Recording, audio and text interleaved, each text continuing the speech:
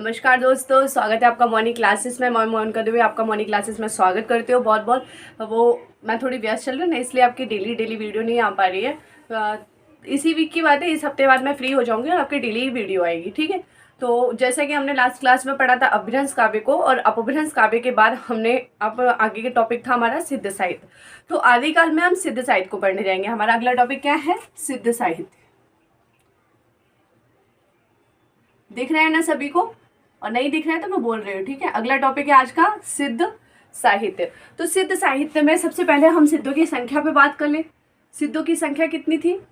आप कहते होंगे कि मैम आती ही पढ़ाने लग जाती है, क्योंकि मुझे पता है ना बेटा आपको, कि आपको पता है सिलेबस कंप्लीट करवाना है और आपको पेपर पास करवाना है। इसलिए बातें करने के लिए पता है, पेपर जब आप पास कर लोगे ना उसके बाद समय बहुत है, ठीक है।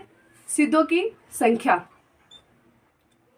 सिद्धों की संख्या का समय सिद्धों की संख्या कितनी है? 84। कितनी है? 84।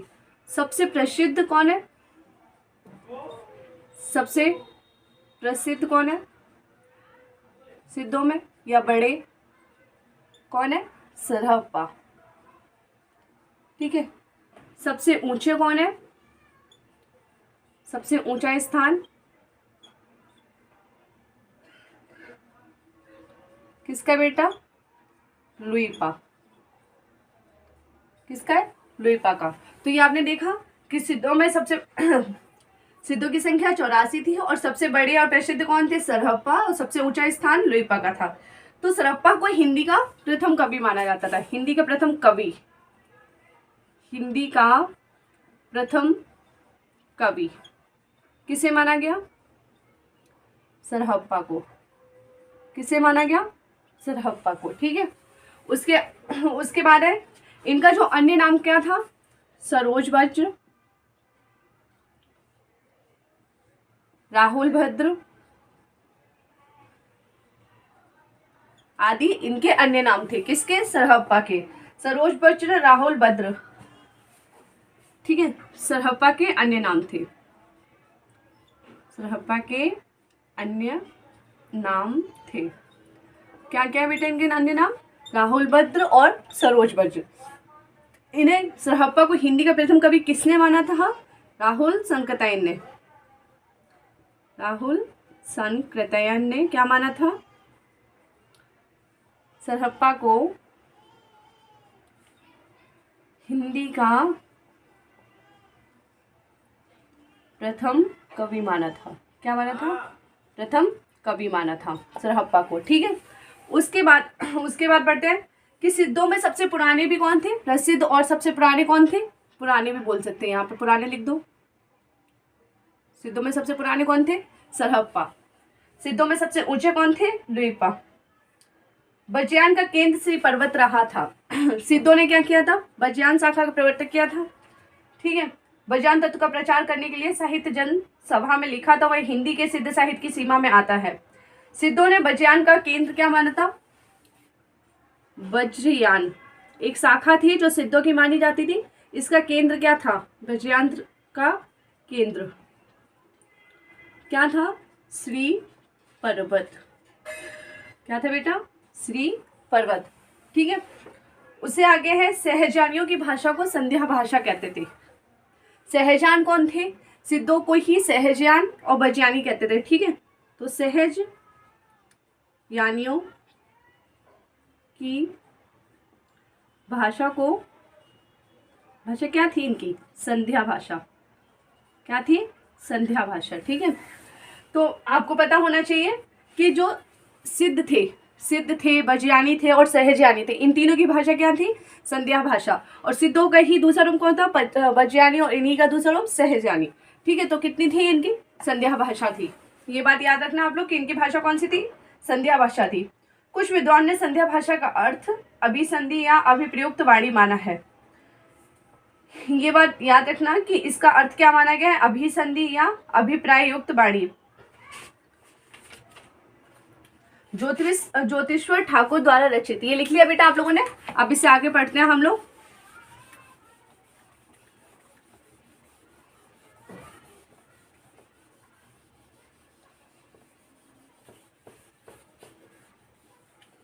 ज्योतिश्वर ठाकुर ने जो एक रचना लिखी थी मैथिली भाषा में, ज्योतिश्वर ठाकुर ने 14वीं शताब्दी में एक रचना लिखी थी, वर्ण रत्नाकर। रत्नाकर, ठीक है।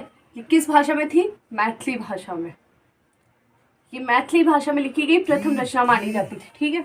तो आप याद रखना कौन सी थी ये? वर्ण रत्नाकर, ठीक है बेटा। तो ज्योतिश्वर ठाकुर द्वारा रचित वर्ण रत्नाकर जो 14वीं शताब्दी में मैथिली ग्रंथ है और इसमें 84 सिद्धों का वर्णन किया गया। जो 84 सिद्धों का हमें जो वर्णन मिलता है, अगर आपसे पूछा जाए कि 84 सिद्धों का वर्णन हमें किस में मिलता है, तो वह आप लोग क्या कहोगे? किस में मिलता है हमें? वर्ण रत्नाकर में। किसका वर्णन? 84 सिद्धों का, ठीक है। 84 सिद्धों का वर्णन किस में मिलता है? वर्ण रत्नाकर में। और कौन है इसके लेखक? ज्योतिश्वर ठाकुर। और ज्योतिश्वर ठाकुर कब लिखा गया है? 14वीं शताब्दी में, ठीक है। उसके बाद है आपके कवि राहुल संकताई ने सरहप्पा को प्रथम कवि माना था। और राहुल संकताई ने इनका समय कितना माना था? सबसे मोस्ट इंपोर्टेंट क्वेश्चन है जो सबसे ज्यादा पूछा जाता है।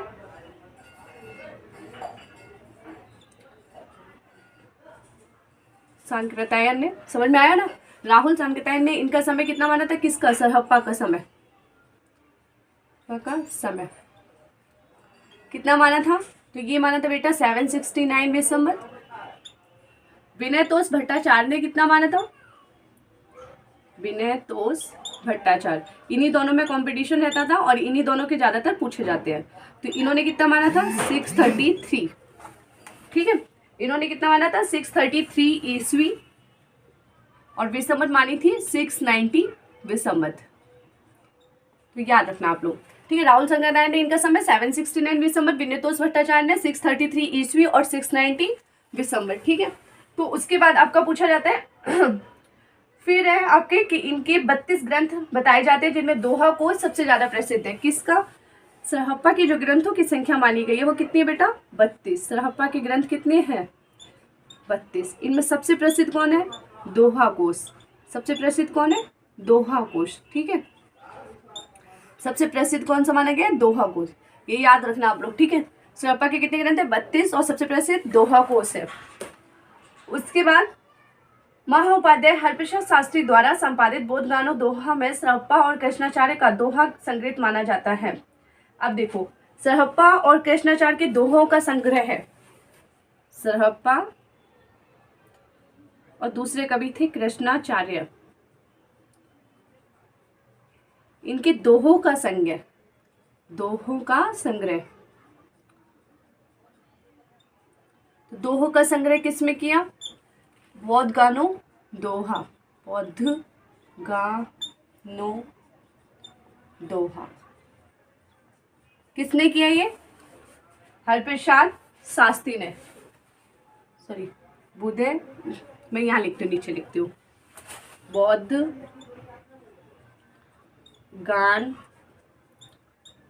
ओ दोहा, ठीक है। बोधगानो दोहा। तो बोधगानो हो दोहा के नाम से किसने किया था बेटे? ये हरिप्रसाद शास्त्री ने। किसने किया? हरिप्रसाद शास्त्री ने। बोधगानो दोहा के नाम से, बोधगानो दोहा के नाम से इसका संग्रह किया था किसने? महाप्रसाद पंडित हरिप्रसाद शास्त्री ने। किस नाम से? बोधगानो दोहा के नाम से। किसके दोहों का संग्रह था ये? सरहप्पा और कृष्णाचार्य के दोहों का संग्रह था। बोधगानो दोहा के नाम से हरिप्रसाद शास्त्री ने किया था। ये आपको याद रखना पड़ेगा। और दोहा कोश का संपादन किसने किया था? इनकी रचना जो दोहा कोश थी, दोहा कोश, इसका संपादन किसने किया था? विनय तोष भट्टाचार्य ने। विनय तोष भट्टाचार्य, ठीक है। ये याद रखना आप लोग, विनय तोष भट्टाचार्य ने इनके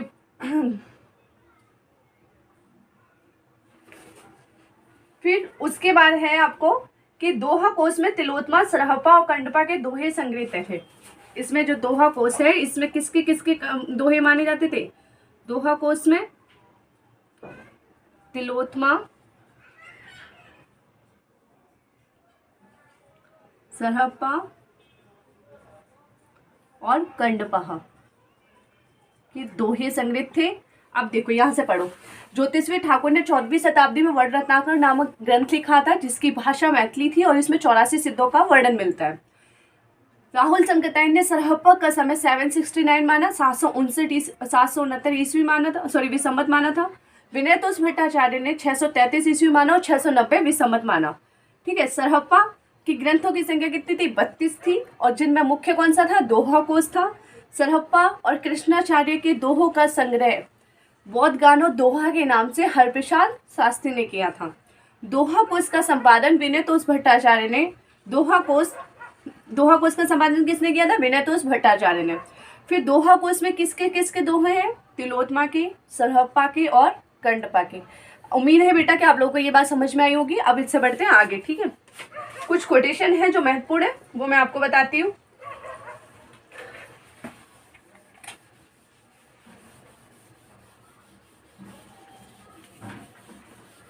आज हम सिद्ध साहित्य पढ़ेंगे, फिर अगली क्लास में आगे पढ़ेंगे। ठीक है। तो आप कोटेशन है एक जो मैं आपको पढ़ के बता रही हूँ। ठीक है। केवल कि आक्रोश की भाषा का पहला प्रयोग सरहप्पा में ही दिखाई देता है। चलो लिख देती हूँ। आक्रोश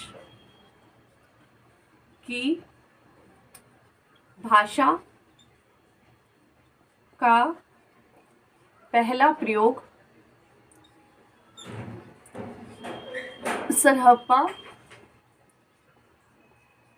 में ही दिखाई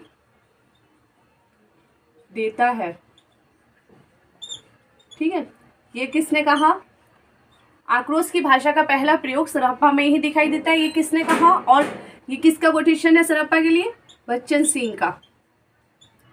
बच्चन सिंह। बेटा जब आप लोगों को पता है ऐसे शब्द मिलने ना, कहीं आक्रोश, त्रासदी या बहुत ही मतलब जो भारी भरकम शब्द होते हैं ना, मैं तो इसको भारी भरकम ही शब्द बोलती हूँ। मेरे लिए तो ये बहुत आक्रोश, गुस्सा, त्रासदी, मतलब बहुत सारी चीज़ें होती हैं। तो ऐसे कहीं शब्द मिलते हैं ना, तो समझ जाइए कोई और नहीं है, बच्चन सिंह है। ठीक है। जो 2 चार से पैदा हुए हैं ना, तो वही वो बच्चन सिंह है। ठीक है। ये बात याद रखना आप लोग। ठीक है। उसके बाद सिद्धों की भाषा को संध्या भाषा नाम किसने दिया था? सिद्धों की भाषा को संध्या भाषा नाम किसने दिया था?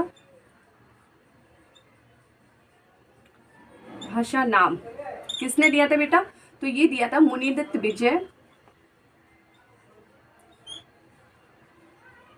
मुनिदत्त विजय ने और अद्रवज्र सूरी ने। मुनिदत्त विजय और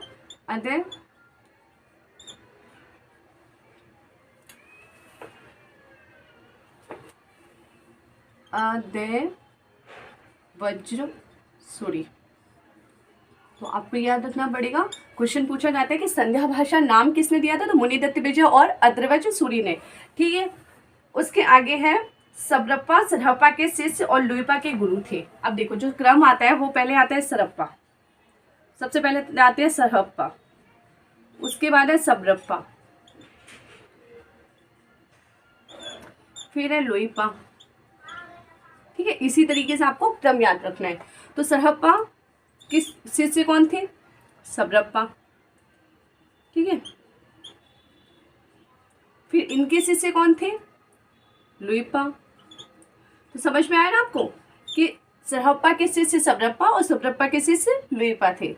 याद रखना ये चीज। ठीक है। उसके बाद इनका जन्म जो हुआ था वो 780 ईस्वी में हुआ था, और सबरप्पा वेशभूषा में रहने के कारण इनका नाम सबरपाद पड़ा था। सबरों की वेशभूषा में। अब किसके बारे में पढ़ेंगे? हमने अभी सरहप्पा के बारे में पढ़ा पूरा कुछ, अब हम सबरप्पा के बारे में पढ़ रहे हैं। ठीक है। तो सबरप्पा जो थे इनका जन्म कब हुआ था? 780 दिसंबर में हुआ था, और ये सबरों की भाषा में रहते थे। सबरों की वेशभूषा में रहते थे, इसलिए इनका नाम क्या पड़ा था? सबरप्पा। ठीक है। ये देखो। और उससे आगे है कि सिद्ध साहित्य, इनका जो ग्रंथ था वो एक था और सबसे प्रसिद्ध है चर्यापद। ठीक है। चर्यापद इनका ग्रंथ था और सबसे प्रसिद्ध था, जिसमें गीतों का संग्रह है। सिद्ध साहित्य में दोहा कोश की रचना प्रतिष्ठित अपभ्रंश में हुई थी तथा चर्यापदों की अभट्ट में।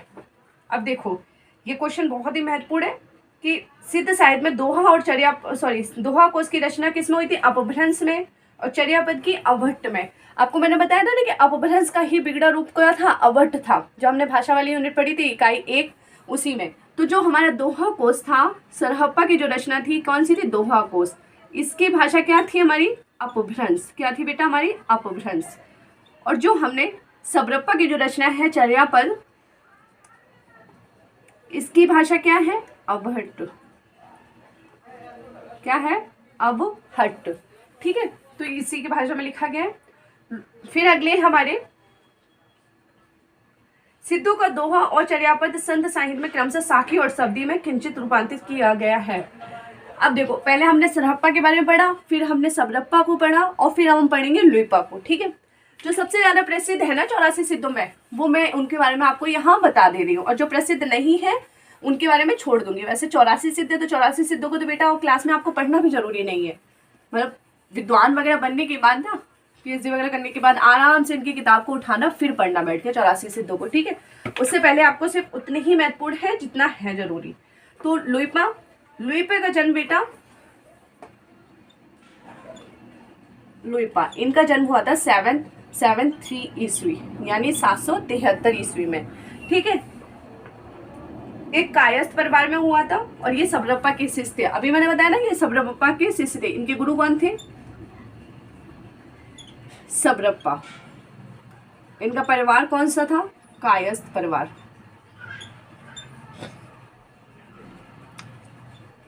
क्या था इनका परिवार, कायस्थ परिवार में हुआ था 773 ईस्वी में, और गुरु कौन थे, सबरप्पा। ठीक है, उसके बाद देखो 84 सिद्धों में जो सबसे ऊंचा स्थान किसका था, जो मैंने अभी पिछले स्लाइड में बताया था कि सबसे प्रसिद्ध और सबसे बड़े और सबसे पुराने कौन थे, सरहप्पा। और सबसे ऊंचा स्थान सिद्धों में कौन था, ये भी मैंने उसमें बताया था। सबसे ऊंचा स्थान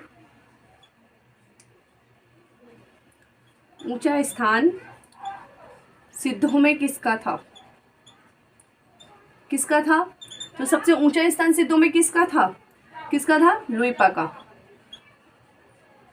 ठीक है, सरहप्पा का समय वैसे तो 769 माना है राहुल संकताय ने, लेकिन उनको जब वैसे पूछा जाता है ना, उनका समय आता है 8वीं शताब्दी। ये बात याद रखना आप लोगों को। ठीक है, उसके बाद लुइपा हो गए।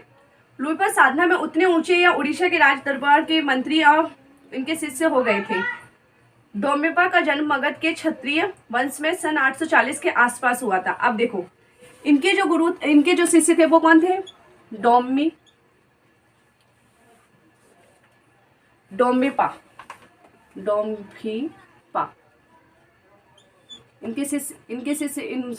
इनके गुरु कौन थे,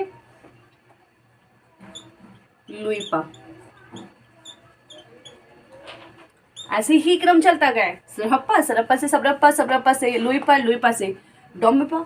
ठीक है, ऐसे ही क्रम चला है, और ये बहुत ही थे प्रसिद्ध थे। और इनका जन्म 840 में एक क्षत्रिय परिवार में हुआ था। किसमें हुआ था, क्षत्रिय परिवार में। ठीक है, अब उसमें देखो आगे कि डोम्बेपा की जो क्या बोलते हैं, इनके द्वारा रचित 21 ग्रंथ थे, जिनमें सबसे प्रसिद्ध है डोम्बी गीतिका,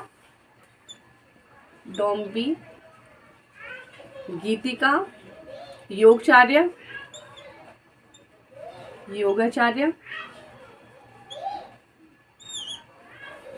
ठीक है, उसके बाद है अक्षर द्विकोश,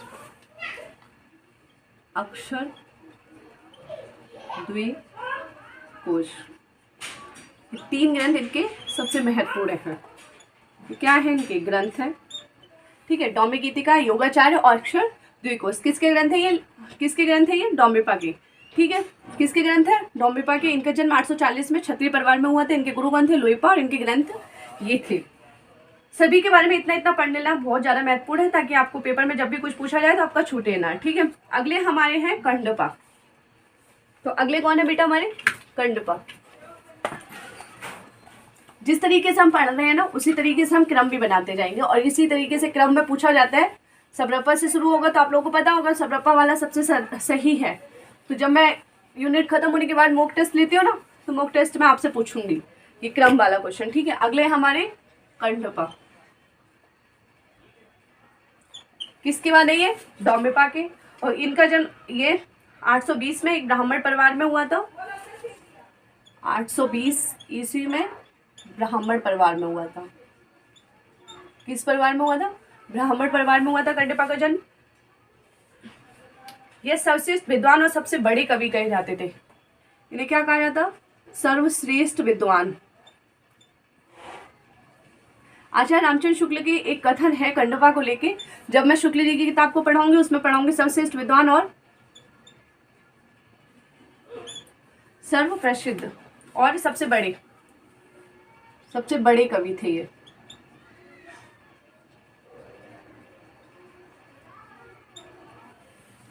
ठीक है, उसके बाद आते हैं कंडप्पा का जन्म कर्नाटक के 820 ईस्वी में हुआ था। राहुल संकताइन के अनुसार कंडप्पा पांडित्य और कवित्व में बेजोड़ थे। कंडप्पा पांडित्य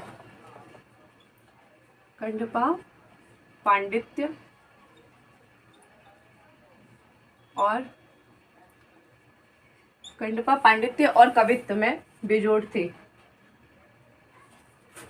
मतलब ये पंडिताई भी बहुत अच्छी करते थे और कविताएं भी बहुत अच्छी करते थे। ठीक है, कवित्व में बेजोड़ थे। किसने कहा था ये इनके संबंध में? राहुल संकताइन।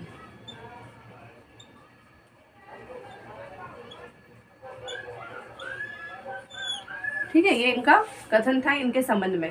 कंडप्पा बिहार के सोनपुरी स्थान पर रहते तथा जालंधर पाठ को अपना गुरु मानते थे। इनके गुरु कौन थे? जालंधर पा। इनके बारे में जब हम नाथ साहित्य को पढ़ेंगे ना तब पढ़ेंगे इनके बारे में। ठीक है, तो बेटा यहाँ पे आपको हमने सबसे पहले पढ़े सरहप्पा, फिर लुइपा, नहीं फिर सरहप्पा, फिर लुइपा, और लुइपा के बाद हमने डोमिपा और फिर उसके बाद कंडप्पा। ठीक है, तो इतने कवियों को हमने देखा और ये सिद्ध साहित्य में सबसे महत्वपूर्ण कवि थे। और सिद्ध साहित्य में जो मेन कोटेशन थी, जो मेन चीज़ें थी वो मैंने आपको बताई। मुख्य बातों को मैंने आपको बताया। उसके बाद आपको 84 सिद्ध बताई, संख्या बताई, और जितनी भी मुख्य बातें थी इसमें मैं आपको सारा कंप्लीट करा चुके। तो यहाँ भी आपका सिद्ध साहित्य संपूर्ण होता है। ठीक है, और इसके बाद अब आपका होगा जैन साहित्य, जो अगली क्लास में अगले टॉपिक के साथ पढ़ेंगे। और प्लीज़ मेरी चैनल को लाइक, सब्सक्राइब और शेयर जरूर कर दें। ठीक है, मैं थोड़ी व्यस्त हूँ इसलिए मेरी क्लासेस थोड़ा ऊपर नीचे हो जा रही है, लेकिन कंटिन्यू में जल्दी ही आपको कंटिन्यू में क्लासेस मिलेंगी। तो आज की क्लास में बस इतना ही। मिलते हैं अगली क्लास में अगले वीडियो के साथ। धन्यवाद।